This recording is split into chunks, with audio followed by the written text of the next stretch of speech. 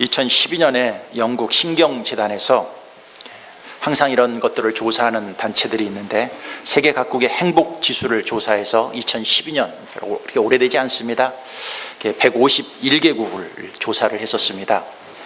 순위가 자꾸 바뀌지만은 이번에는 1등을 어디서 했느냐면 코스타리카라는 중남미에 있는 국가가 행복지수 1위가 나왔습니다. 2위가 어디였느냐면 베트남이 나왔고, 3위가 콜롬비아, 4위가 벨리즈, 5위가 엘살바도르, 이렇게 순으로 행복지수가 나왔습니다. 이것을 주최했던 영국은 40위, 일본은 45위, 독일은 46위, 프랑스는 50위, 미국은 심지어 151개국에서 105위가 되었습니다. 미국이. 우리나라는 63위에 그쳤습니다. 이 행복지수의 특징이 있습니다. 잘 살고 물질적으로 풍요한 곳이 행복할 줄 알았는데 전혀 그렇지 않고 그들은 전부 다 중위 아니면 하위축으로 다 밀려났고, 여기에 올라온 그 나라들 중에서 중남미 국가들이 많이 올라온 것은 그들은 환경이 힘들고 어려워도 그 환경에 순응하며 살아가는 그 사람들에게 있어서 오히려 행복의 지수가 높다는 발표가 되었습니다. 우리나라가 63위입니다. 우리나라가 옛날보다 더 잘 살고 풍요로워졌고 모든 것들이 풍족함에도 우리나라도 그렇게 좋은 행복지수가 나타나지 않습니다. 이번에 어르신들을 모시고 야유회를 갔다 왔는데 어르신들이 차 안에서 옛날 얘기들을 많이 했었습니다. 옛날에. 근데 그 옛날 얘기들 중에서 나왔던 얘기 중에 하나가, 옛날에는 전화기가 비쌌다. 백색 전화기라고 해갖고 그 백색 전화기를 사려고 줄을 섰고 백이 없으면 그 전화기를 살 수가 없을 정도로 전화기가 귀했답니다. 조사를 해봤더니 60년대 때 그 백색 전화기가 가격이 얼마였느냐 하면은 백색 전화기 한 대 값이 260만 원이었답니다. 260만 원. 60년대 260만 원이 어느 정도 돈이냐? 그 당시 동네에서 50평짜리 부잣집 하나가 230만 원이었답니다. 그러니까 그거보다 백색 전화기가 더 귀했고, 옛날에는 그 전화기가 투기의 대상까지 되어 있었습니다. 이 정도로 전화기 한 대가 귀했던 시절이 있었습니다. 지금은 유치원 애들도 다 전화기를 갖고 다닙니다. 그러나 우리나라가 행복해졌을까라는 질문을 하면 그렇지 않다고 얘기할 수 있습니다. 행복의 조건이 무엇일까요? 물질적으로 더 좋아지고 풍요로운 삶을 누리고 지금보다도 더 좋고 편리하고 좋은 차를 타고 다니는 것은 행복이 아니라는 것을 우리는 알고는 있습니다. 그러나 우리가 살아가는 방향을 이렇게 보면은 아직도 우리는 더 풍요롭고 더 물질적으로 많고 더 지금보다 잘 사는 곳 가면 행복이 있고 기쁨이 있을 거라고 하고 달려가고 있다는 것이 문제라는 것입니다. 신앙생활에도 많은 사람들이 신앙생활을 하지만 신앙생활을 하는 사람들 입장 속에서도 무엇을 추구하고 있느냐? 지금보다는 좀 돈이 좀 많아야겠다. 지금보다는 물질적으로 좀 풍요했으면 좋겠다. 지금보다는 자식들이 좀 좋은 환경에서 살았으면 좋겠다. 그래서 그것이 신앙의 목표인 줄 알고 지금도 신앙생활을 하고 있는 많은 사람들이 있다는 게 안타깝죠. 왜? 이게 바로 기복주의 신앙이기 때문입니다. 진정한 인생의 행복한 날은 무엇일까요? 칼 히티라는 사람이 그의 저서에서 이런 얘기를 했습니다.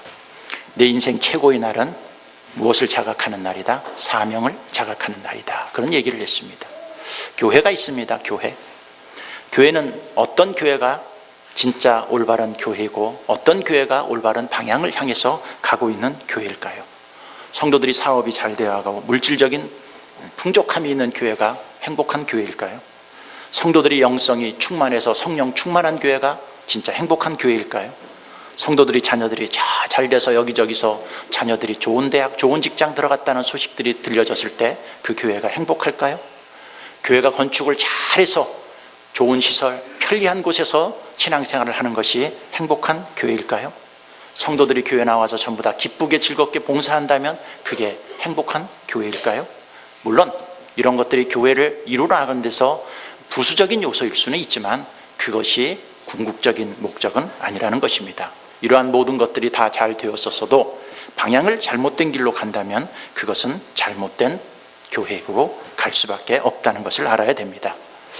오늘 우리는 나심을 파송하는 예배를 설교를 마치고 순서를 맡아서 하기를 원합니다. 이 파송하는 시점에서 다시 한번 우리 교회가 가야 될 방향은 무엇이고 나심을 파송하면서 우리 교회는 또 어떤 목표를 지금 향해서 가고 있는지, 잘 가고 있는지 우리가 그런 것들을 다시 한번 점검해 보면서 오늘도 하나님이 주시는 은혜들을 나누기를 원하는 것입니다. 교회는 어디로 가야 될까요? 오늘 첫 번째 우리가 생각할 것은 교회는 모든 족속을 제자로 삼는 그 길로 가야 된다는 것입니다. 오늘 마태복음 28장 19절 우리 같이 한번 읽겠습니다. 그러므로 너희는 가서 모든 민족을 제자로 삼아 아버지와 아들과 성령의 이름으로 침례를 베풀고, 그러므로 너희는 가서 모든 민족을 무엇으로 잡아요? 제자로 삼아서 침례를 주어야 된다. 이 명령은 지상명령이라고 합니다. 지상명. 이것을 영어에서는 뭐라고 그러냐면 Great Commission이라고 그럽니다. 가장 위대한 명령이라는 것입니다. 가장 위대한. 예수님이 이 땅에 오셔서 마지막으로 승천하시면서 우리에게 간곡히 부탁한 유언과 같은 말씀입니다. 이 명령. 이게 교회가 가야 될 방향을 알려주는 아주 위대한 명령입니다. 다른 명령은 다 지켰습니다. 그게 신앙적인 명령이라도 그 명령을 다 지켰습니다. 근데 만약에 교회가 이 명령을 지키지 않으면 그것은 잘못 가고 있는 것입니다. 여기서 얘기하고 있는 것이 뭡니까? 너희는 가서 모든 민족을 무엇으로 삼아라? 제자로 삼고 그들에게 무엇을 주어라? 침례를 주어라 하는 것입니다. 모든 민족은 전 세계를 향한 비전과 꿈을 갖고 가야 되는 게 교회의 방향이라는 것입니다. 이게 뭘까요? 교회는 선교적인 교회가 되어야 된다는 것입니다. 모든 민족에 복음을 전할 수 있는 그 비전과 꿈을 갖고 가야 주님이 주시는 그 명령에 부합되는 그 길로 교회가 가고 있다는 것입니다. 우리 교회는 가야 될 방향을 세웠습니다. 그것은 모든 족속을, 모든 민족을 제자로 삼아서 그들에게 하나님의 복음을 주는 선교적 사명을 감당하기 위해서 우리는 지금까지 하나님이 주신 그 교회의 길을 걸어왔습니다. 교회가 있습니다. 우리 교회가 해야 될 일들이 많이 있습니다. 이것도 하고 저것도 해야 됩니다. 교회도 부흥을 시켜야 되고 봉사하는 일을 열심히 하게 하고 교회 일꾼들을 잘 세워야 되는 여러 가지 많은 일들이 있고, 또 어떤 분들은 우리 교회가 건물을 좀 새롭게 해야 되지 않느냐 이런 생각을 갖고 가는 사람들이 있지만 그런 것들이 필요 없다는 것이 아닙니다. 그러나 어떤 일이 있어도 우리 교회는 방향을 바꾸면 안 됩니다. 그것은 선교적 교회로서의 사명을 감당하는 것입니다. 우리 교회에서는 3명의 선교사님을 파송하였습니다. 그리고 여러 나라의 선교사님들을 지금 우리는 후원하고 있습니다. 우리 교회의 규모로서 3명의 선교사를 파송하는 것은 힘이 벅찼지만 그래도 하나님께서 주신 명령인 줄 알고 우리는 왔고, 또 다른 많은 교회과 나라들을 선교적 지역에서 우리가 선교사님들을 후원하고 있는 일이 벅찰지라도 우리는 이 일을 지금까지 하나님이 주신 사명인 줄 알고 달려왔습니다. 오늘 우리는 나심을 파송합니다. 나심이 이제 11월 3일 날 본국으로 돌아갑니다. 차광렬 선교사님은 저희 교회에서 원래 파송한 선교사님이 아닙니다. 장로교에서 파송을 받고 타지키스탄으로 갔던 선교사님입니다. 근데 연결이 되어서 그분이 침례교 해외 선교 훈련원에서 훈련을 받았습니다. 원래는 다른 곳에서 훈련을 받았는데, 여러분 침례교가 선교에 강하다 보니까 선교훈련센터가 장로교나 감리교보다도 아주 잘 훈련을 시킨다는 소문을 듣고 차 선교사님이 장로교에서 파송을 받고 장로교 출신인데도 불구하고 침례교에 와서 선교훈련을 잘 받았습니다. 받고 그가 사역을 하고 있었고 우리가 그 교회를 후원하던 중에 우리가 그 타지키스탄에 방문을 그때 하게 되었습니다. 4명의 성도들과 함께 같이 거기를 방문하였고, 나심이 살고 있던 그 두산베 도시에서 조금 떨어져 있는 그 시골 전원이 있는 나심의 집을 방문하였고, 거기서 가족들도 만났고 거기서 예배도 드렸고 거기서 하나님이 주셨던 비전들을 같이 나누었었습니다. 그리고 거기서 나심은 거기서 삶을 살고 있었고, 나심은 그 당시에 타지키스탄에 있는 대학의 영어 교육과를 졸업을 하였습니다. 그리고 돌아왔습니다. 돌아왔을 때 차선교사님이 나심에 대해서 많은 비전을 얘기했습니다. 여기 이런 청년이 있다. 어렸을 때부터 신앙생활을 가졌고 그 이슬람 국가가 98%나 되는 그 가운데 있어서도 신앙을 참았고 수많은 침뱉음, 때로는 혼나고 요거도 먹는 그 가운데서도 그 어렸던 청소년 시절부터 믿음을 시켰던 좋은 청년 하나가 있다. 이 청년을 계속 키워서 목회자로 좀 키웠으면 좋겠다 하는 그 얘기를 했었습니다. 그리고 나심을 위해서 기도하던 중에 하나님이 감동을 주었습니다. 그래, 나심을 한국으로 데리고 오자. 그리고 그를 신학교에 보내자. 전 세계 신학교가 있지만 한국 신학교의 수준이 굉장히 높습니다. 그렇기 때문에 한국에서 신학 공부를 시키고 여기서 우리가 훈련을 잘 시켜서 다시 타직으로 보내자. 하나님이 일하시는 방법이 있다. 하나님이 일하실 때는 한꺼번에 갑자기 많은 사람들을 데리고 일하는 게 아니라 하나님은 한 사람 데리고 일한다. 한 사람. 겨자씨 한 사람을 데리고 시작한다. 느헤미야 한 사람. 그 사람을 통해서 하나님은 일을 하시니까 그 한 사람 데리고 와서 우리가 잘 키워서 하나님의 일을 하게끔 하자 하는 그런 비전과 꿈을 갖고 우리 나심을 한국에 불러들였습니다. 1년 동안 한국어 공부를 하고 침신대 신학대학원에 입학해서 거기서 3년의 과정을 마쳤습니다. 그리고 졸업을 했습니다. 올 3월 달에. 그리고 그에게 한국에서 좋은 교회에서 소문난 좋은 프로그램들을 훈련을 시켰습니다. 사랑의 교회 칼세미나, 포도나무 교회 십자가와 성령 컨퍼런스, 그 다음에 복음학교, 그 다음에 여러 가지 1:1 양육 같은 그러한 프로그램들을 다 훈련을 시켰습니다. 그리고 이제 11월 3일 날 나심은 돌아갔습니다. 본국으로 돌아갑니다. 타직의 신학을 제대로 하고 또 신앙에 있어서 제대로 훈련을 받은 사람은 어떻게 보면은 나심 하나밖에 없을 정도로 많은 훈련과 체계적인 교육을 받고 이제 본국으로 돌아갑니다. 저는 기대가 있습니다. 꿈이 있습니다.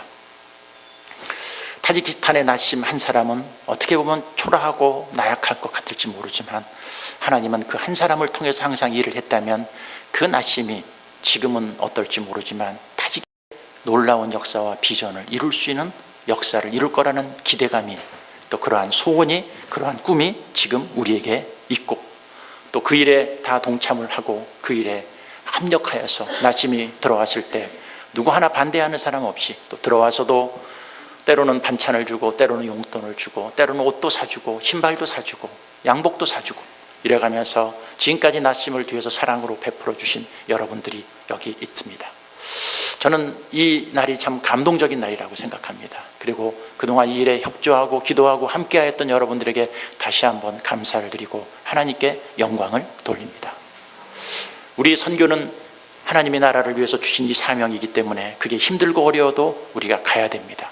우리가 아프리카에 선교를 했습니다. 몇 주 전에 윤승주 선교사님이 와서 우리에게 말씀을 전해 주었습니다. 그가 2부 예배 때 그 선교를 하다가 후원도 없고 힘들어갖고 포기하기 위해서 한국에 왔다가 한 아는 사무실에 들어가서 사과박스 하나 깔아놓고 내가 이 선교를 해야 되느냐 하지 말아야 되느냐 이런 그 기로에서 하나님 앞에 거기서 기도했던 15일 동안 빵 몇 조각 먹으면서 거기서 기도하면서 하나님 앞에 씨름했던 얘기들을 들어본 적이 있습니다. 그 씨름을 하고 얼마 있지 않아서 윤승주 선교사님이 저희 교회를 방문했었습니다. 방문했던 이유는 윤승주 선교사님과 제가 여의도 침례교회에서 같이 부사역자로서 일을 했었고 그동안 어디 갔는지 몰랐는데 갑자기 나타나서 아프리카 선교사로 갔다 그러면서 선교에 대한 얘기들을 많이 했습니다. 그때 저는 감동을 받았습니다. 하나님이 주신 감동이 있었습니다. 저런 지역에 우리가 돕지 않으면 교회로서의 사명을 감당하지 못하는 것이다. 그리고 저는 그 다음 주에 이 선교지에 하나님의 도우심이 필요한 것입니다 하고 기도를 했습니다. 그리고 설교를 했습니다. 그때 성도들 중에 어떤 분이 감동을 했습니다. 왜? 그쪽 지역은 예배를 드리는데 예배당이 없습니다. 그냥 큰 나무가 있으면 그 그늘 아래, 그리고 비가 안 와갖고 바닥은 다 모래 같은 흙입니다. 물을 들어가려면 여러분 TV에서 보지 않습니까? 막 5km, 6km씩 가서 물 길러 오는데 그 물도요 다 구정물이고 그 물 먹으면 우린 다 배탈 나서 죽습니다. 근데 먹을 물이 그거밖에 없으니까 그거라도 먹으면서 사는 그 불쌍한 그 지역에 귀한 사역들을 감당하는데 우리가 거기에 교회를 하나 좀 지어줬으면 좋겠다. 그 설교를 듣고 그 다음 주에 어떤 분이 1,000만 원 헌금을 했습니다.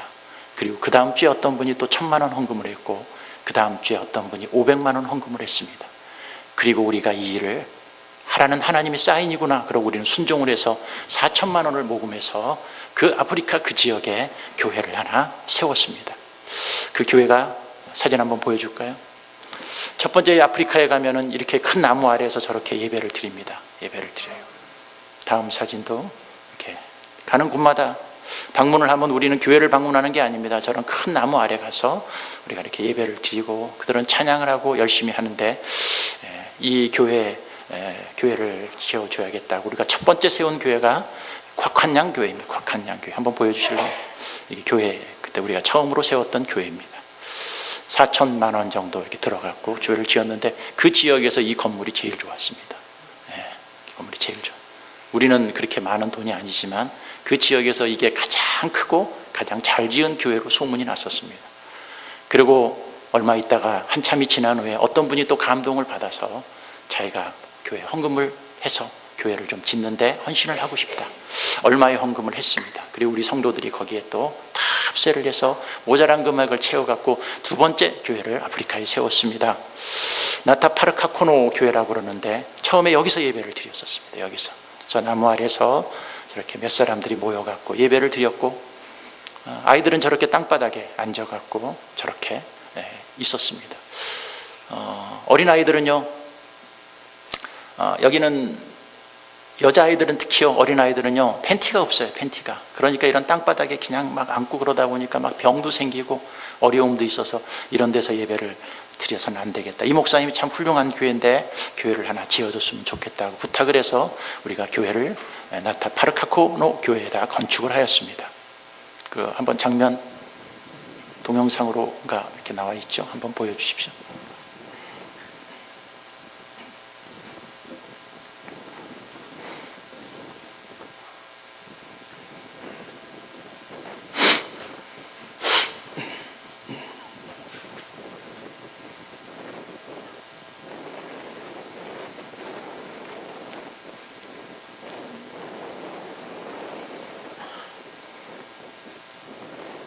저걸 왜 보여주냐?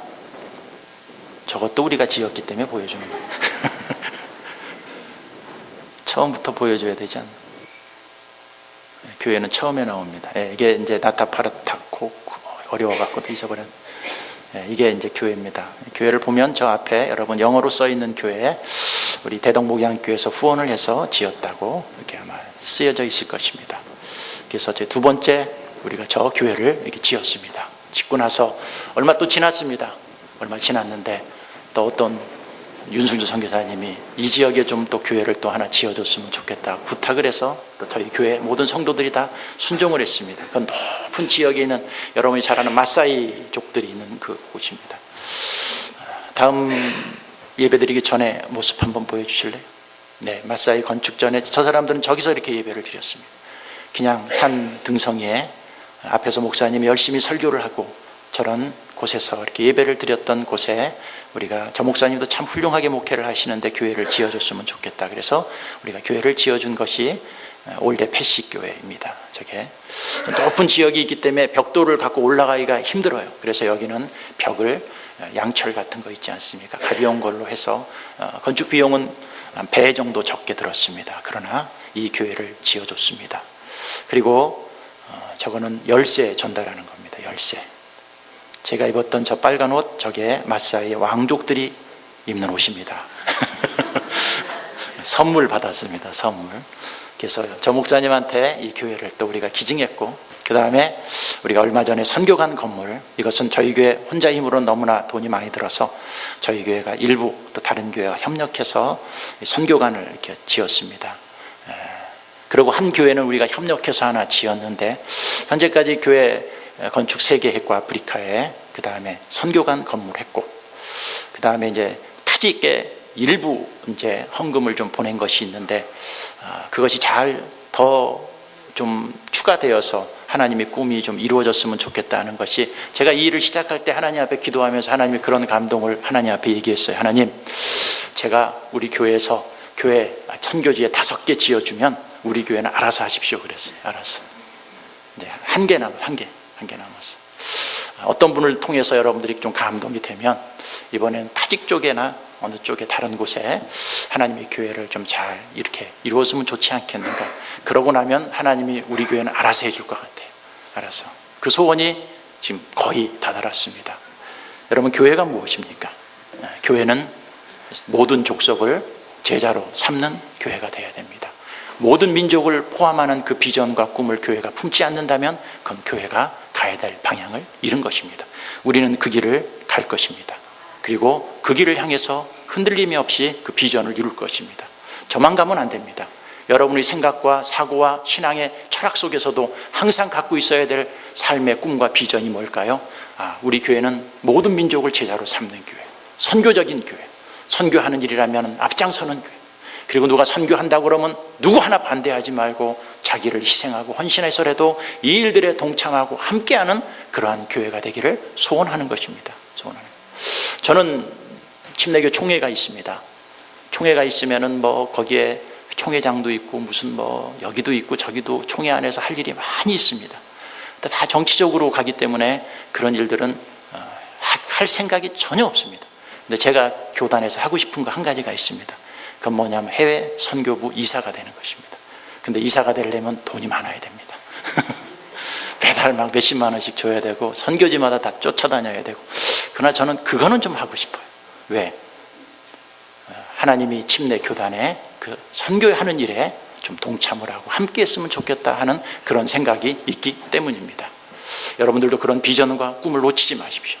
무엇을 하든지 이 비전과 꿈을 갖고 살아간다면 하나님은 우리 교회가 올바른 방향으로 가기 때문에 반드시 우리 교회를 통해서 놀라운 역사를 이룰 것입니다. 두 번째, 교회가 가야 될 방향이 뭘까요? 교회는 가르치고 지키게 하는 교회가 되어야 된다는 것입니다. 마태복음 28장 20절을 보십시오. 같이 읽겠습니다. 내가 너희에게 분부한 모든 것을 가르쳐 지키게 하라. 볼지어다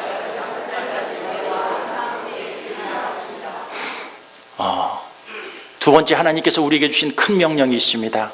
제자를 삼아서 그 다음에 어떻게 하라고 그래요? 내가 너희에게 분부한 모든 것을 어떻게 하라고요? 가르쳐서 지키게 하라는 것입니다. 그러면 하나님께서 우리와 함께 하신다고 말씀하신 것입니다. 교회가 가야 될 두 번째 방향이 있습니다. 예수님께서 우리에게 분부한 모든 말씀들을 어떻게 해요? 가르치고 그것을 어떻게 하도록 해야 돼요? 지키게 해야 되는 것입니다. 그래서 저는 우리 교회를 이끌어 나갈 때 중요한 철학 하나를 가졌습니다. 우리 성도들을 가르쳐야겠다. 제자를 삼아서 가르치고 제자를 삼아서 지키게 해야겠다. 그래서 우리 교회에서 시작하는 것이 제자훈련입니다. 우리 교회 오시는 사람들은요, 웬만하면 다 뭘 받아야 돼요? 제자훈련을 저와 함께 받아야 됩니다. 1년 동안 받아야 됩니다. 받아서 그 제자 훈련을 받는 것을 여러분 이렇게 생각하죠. 목사님이 제자훈련 하래서 해? 이게 아닙니다. 누가 하라고 그래서 하는 거예요? 예수님께서 우리에게 명령하신 것입니다. 이 명령을, 다른 명령은 다 지켰는데 이 명령을 지키지 않으면 제일 중요한 명령을 어긴 것입니다. 그래서 여러분들은 이 명령에 순응하고 가야 됩니다. 제자훈련을 하면서도 시행착오가 많습니다. 가장 큰 시행착오가 뭐냐? 제자훈련을 할 때는 전부 다 천사와 같습니다. 제자훈련만 끝나고 나면 천사가 갑자기 인간으로 변하고, 인간이 어떨 때는 마귀로 변할 때가 있어요. 왜 제자훈련을 받을 때는 천사 같더니 왜 제자훈련이 끝나고 나면 저렇게 인간적으로 갈까? 이것이 저희 숙제였고 딜레마였습니다.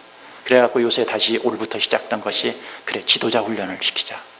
저 중에서 진짜 하나님 앞에 이런 데 사명과 은사와 재능이 있는 사람들을 뽑아서 지도자 반을 시키자. 지도자 반을 1차적으로 뽑아서 시작했습니다. 했는데 감사한 것은 그들을 마음속에 하나님이 저와 같은 비전을 주기 시작했습니다. 도전을 받기 시작합니다. 지도자 훈련을 하면서 눈물을 흘리고 하나님이 우리 교회를 통해서 향한 하나님의 뜻이 무엇인가를 다시 되찾기 시작합니다. 그리고 이 길이 교회가 가야 될 방향이라는 것을 그들이 삶과 신앙 속에 하나하나 다지기 시작합니다. 그래서 그들은 감동이 있습니다. 눈물이 있습니다. 기쁨이 있습니다. 그래, 주님이 주신 이 길, 지금은 좀 늦어졌는지 모르지만 우리가 가야 될 방향, 이게 주님이 명령하신 일, 이 가르치고 지키게 하는 일이 주님의 마지막 명령이라면 우리가 힘들어도 이 길을 가야겠다고 그렇게 결정을 하였던 것입니다. 왜 이 일을 우리가 해야 될까요? 우리 예수님이 사역들을 봅니다. 예수님이 누구일까요? 예수님이 어떤 칭호를 제일 많이 받았을까요? 예수님을 부를 때 사람들은 뭐라고 칭했을까요? 예수님을 칭할 때 많은 백성들이 예수님을 뭐라고 부른 줄 아십니까? 예수님 하고 많이 불렀을까요? 그리스도 이렇게 많이 불렀을까요? 아닙니다. 선생님입니다. 선생님. 공간복음서에서 예수님을 부를 때 43회나 걸쳐서 예수님을 뭐라고 불렀어요? 선생님이라고 불렀습니다. 선생님. 그러면 왜 선생님이라고 불렀을까요? 예수님이 했던 사역 중에서 가장 중요한 사역이 뭐였을까요?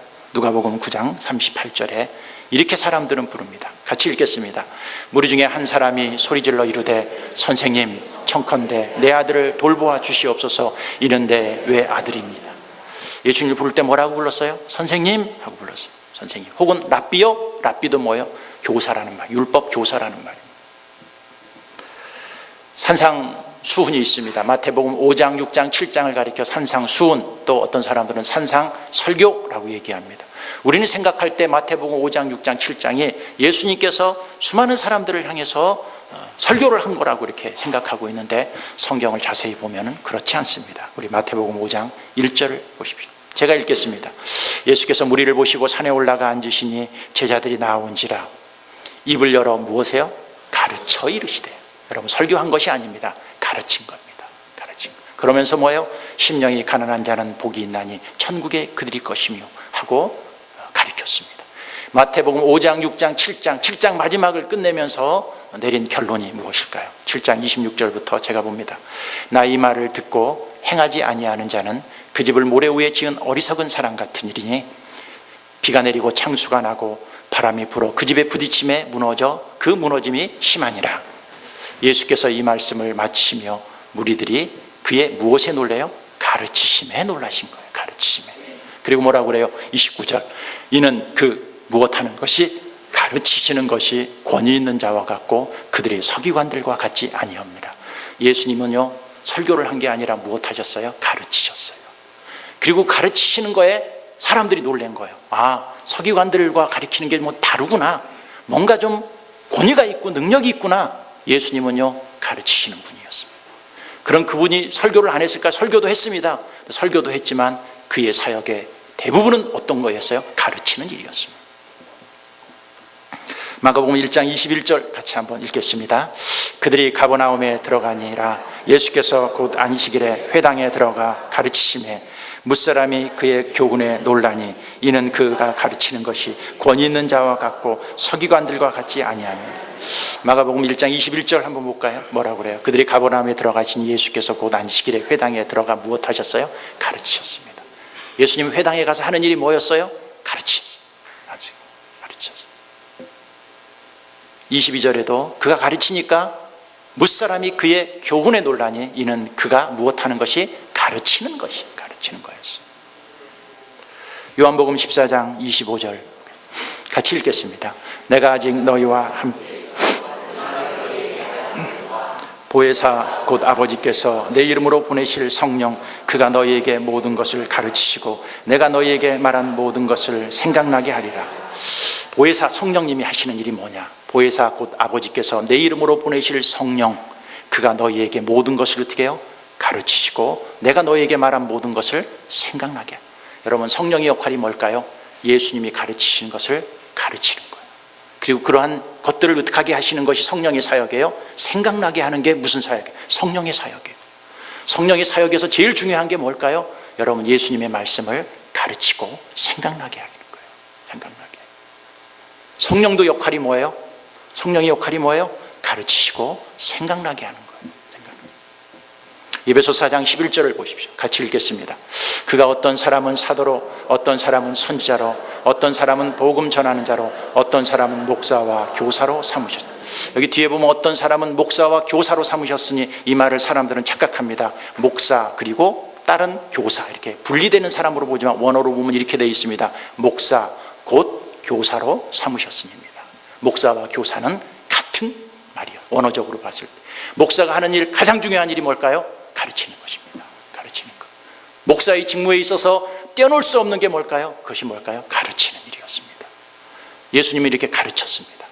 그의 사역의 대부분은 뭐예요? 선생님이라고 불려졌고 랍비라고 불려졌고 그가 하는 대부분의 사역은 뭐였어요? 하나님의 말씀을 가르치는 거였다는 것입니다. 왜 제가 제자 훈련을 이렇게 하기 시작했을까요? 예수님이 사역이 선생님이었고 가르치는 거였고 그 일이 대부분이었고, 물론 그가 다른 일을 안 했다는 것은 아니지만 그의 사역의 중점이 바로 그거라면 교회는 어느 쪽으로 갈까요? 그 방향으로 가는 거예요. 왜 예수님께서 그런 얘기를 했을까요? 왜 예수님께서 가르쳐 지키게 하라는 그 명령을 했을까요? 예수님이 그 삶이 다 뭐였어요? 가르치는 일이에요. 지키게 하는 일이에요. 예수님이 그렇게 살았어요. 그가 마지막 유언으로 떠나면서 그러면서 신신당부한 게 뭐예요? 내가 이렇게 가르쳤으니 지키게 했으니 너희들도 어떻게 하라는 거예요? 가르쳐서 지키게 하라는 거예요. 그게 예수님의 사역이었고 그가 살았던 삶이었고 그가 마지막 떠나면서 부탁한 것도 뭐예요? 내가 이렇게 가르치고 지키게 한 것처럼 너희들도 어떻게 해요? 가르치고 지키게 하라는 거예요. 이게 예수님이 우리에게 주신 위대한 명령입니다. 이 명령을 거스릴 수 있어요? 없어요? 없습니다. 이 명령 외에 다른 것들이 더 위에 있으면 돼요? 안 돼요? 안 되는 것입니다. 그래서 주님께서 우리에게 이러한 명령을 주신 것입니다. 교회가 있습니다. 교회가 다른 일을 많이 합니다. 어떤 교회는 구제를 열심히 하는 교회도 있고, 어떤 교회는 봉사를 열심히 하는 교회도 있고, 어떤 교회는 기도를 열심히 하는 교회들도 있고, 교회마다 어떤 특징들이 다 있을 수 있습니다. 그러나 우리는 알아야 됩니다. 교회가 이런 일을 해야 됩니다. 구제도 해야 되고, 기도도 열심히 해야 되고, 봉사도 해야 되고, 사회의 어떤 일들도 해야 됩니다. 그러나 교회가 모든 족속을 제자로 삼는 일, 가르쳐서 지키게 하는 일을 하지 않는다면 이 교회는 방향이 잘못된 겁니다. 왜 한국 교회가 욕을 얻어먹는 줄 아십니까? 다 다 했어요. 열심히 했어요. 신앙적인 거 잘했어요. 기도도 열심히 하고, 구제도 열심히 하고, 교회 짓는 것도 열심히 했습니다. 여러분, 교회 짓는 것도 다 하나님 일이에요. 기도하는 것도 하나님 일이에요. 봉사하는 거, 구제하는 것도 다 하나님 일이에요. 근데 뭘 놓쳤어요? 모든 족속을 제자로 삼고 가르쳐 지키게 하는 일을 안 하고 간 교회들 때문에 지금 한국 교회에서 많은 욕을 얻어먹고 있는 것입니다. 교회는 구제를 해야 됩니다. 근데 주님이 가르쳐 준 이 명령을 하지 않고 구제를 하면 교회는 사회복지단체에 전락할 수밖에 없습니다. 교회가 기도를 열심히 해서 성도들이 성령 충만을 합니다. 근데 선교적 사명을 감당하지 않고 가르쳐 지키게 하는 제자 삼는 사역을 하지 않는다면 교회는 기도원일 뿐입니다. 교회는 기도원이 아닙니다. 교회는 복지단체가 아닙니다. 그런 것들이 필요하지만 궁극적으로 우리가 가야 될 교회의 방향은 예수님이 우리에게 주신 위대한 명령, 그 길을 걸어가야 그 교회가 교회로서의 사명을 감당할 수 있고, 결국 누가 함께하는 거예요? 그렇게 갈 때 내가 너희와 함께하리라 그랬습니다. 우리는 하나님과 함께하는 교회, 주님이 함께하는 교회로 간다면 우리는 방향을 잘 잡아야 됩니다. 엉뚱한 방향을 갖고 가면 우리 교회도 또 주님이 함께하지 않고 주님께서 촛대를 옮기기라고 했던 그 계시록의 교회들처럼 탈락되는 교회가 될 수 있다는 것을 우리는 알아야 됩니다. 타이타닉 호가 있습니다. 최고의 시설을 갖췄습니다. 그 당시 최고의 배였습니다. 그 안에는 맛있는 음식이 있었고, 화려한 파티가 매일매일 있었고, 좋은 시설이 꽉 차 있었습니다. 수많은 젠틀한 사람들끼리 모여서 교제하고 재밌고 즐거웠던 그곳이 타이타닉 호였습니다. 누구나 타고 싶어하고 누구나 꿈꾸던 그러한 공동체였습니다. 근데 그는 방향을 잘못 걸어갔습니다. 빙산이 있는 곳을 가면 안 됩니다. 근데 그는 방향을 잘못 잡아서 빙산이 있는 곳으로 가서 빙산과 부딪혀서 그 화려했던 배는 침몰하고 비극의 배가 되고 말았습니다. 지금 현재 화려한 것이 아닙니다. 교회는 통통 베일지라도 이 목표와 비전을 갖고 가면 그 교회는 언젠가는 하나님이 함께하는 교회가 될 것입니다. 이 비전을 놓치고 아무리 화려하고 아무리 멋진 교회를 지었다고 할지라도 목표가 잘못되면 언젠가는 침몰할 수밖에 없다는 것을 알아야 되는 것입니다. 오늘 아침을 파송하면서 저는 우리 교회가 가야 될 방향, 왜 제가 이러한 목회와 비전과 철학을 갖고 지금까지 왔는가, 그것은 제 생각이 아니라 주님이 주시는 이 위대한 명령에 목회자로서 순응하고, 교회를 이끌어가는 목회자가 이런 예수님의 명령을 저버리고 딴 것을 하는 게 아니라 죽으나 사나 주님의 명령이 이거라면 우리는 이 길을 가야겠다는 일편단심 하나로 지금까지 왔습니다. 그리고 오늘 우리는 날심을 그 일의 하나로서 작은 한 발짝을 오늘 이렇게 옮깁니다. 오늘 이 날은 축복의 날입니다. 감동의 날입니다. 은혜의 날입니다. 그리고 여러분들도 그 비전과 꿈을 품으십시오. 그리고 엉뚱한 데 기웃거리지 마십시오. 주님이 주신 이 비전과 꿈을, 목표를 놓지 않고 여러분들이 다 달려가서 하나님 앞에 너는 내가 준 위대한 명령을 잘 순종하고 왔구나 하며 잘했다 칭찬받는 하나님의 백성들이 되기를 바라겠습니다. 기도하겠습니다.